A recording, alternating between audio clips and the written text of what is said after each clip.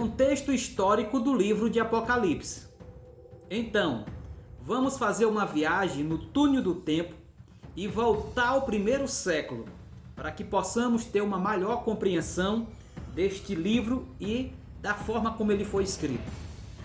Aqui eu quero fazer referência a 1 Pedro capítulo 1, versículo 2, que lá nós lemos sobre o povo de Deus, que era amado por Deus, mas odiado pelo mundo, ou seja, perseguido.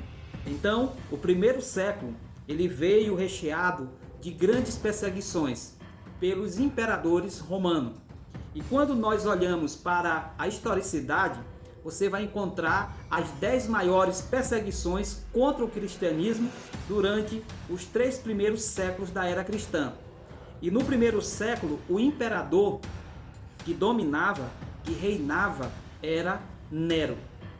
Então, este imperador fez as maiores atrocidades contra os cristãos. Por exemplo, ele vestia com peles de animais as pessoas e lançavam cães para destroçar os cristãos, como se eles fossem animais que estivessem sendo caçados. Além disso, muitos cristãos eram também crucificados. Outros eram incendiados como fossem tochas humanas nos jardins que alumiava à noite e fazia um espetáculo horrível para Nero, que observava com alegria e prazer o sofrimento e a morte dos cristãos. Inclusive, tivemos nesse período do imperador Nero a morte do apóstolo Pedro e também do apóstolo Paulo. Logo após a morte de Nero, no ano 68 d.C., se levanta outro imperador chamado Domiciano, tanto quanto cruel a Nero.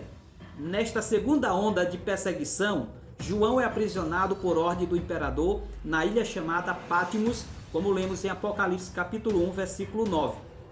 Agora, imagina como não estavam os cristãos do primeiro século a esta altura. Todos os apóstolos de Jesus, com exceção de João, estavam mortos.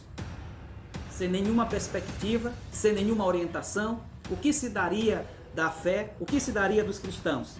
Foi nesse contexto histórico no qual o livro de Apocalipse foi escrito, mais ou menos entre o ano 95 e 100 da era cristã. E se você quiser saber mais sobre o livro de Apocalipse, sobre esse contexto histórico do começo, abaixo nós temos um link de um artigo onde nós esmiuçamos com mais detalhes esta pequena introdução sobre o contexto histórico no qual o livro de Apocalipse foi escrito.